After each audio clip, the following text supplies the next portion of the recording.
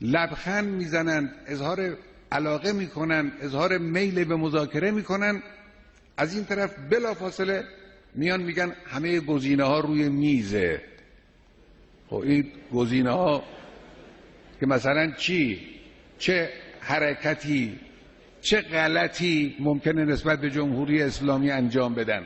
اگر جدی هستن در کار بایستی خودشون رو کنترل کنن. باید اون کسانی را که زبان به حرفهای یاوه‌ای از این قبیل میگشایند اونا را باید جلوشون رو بگیرن.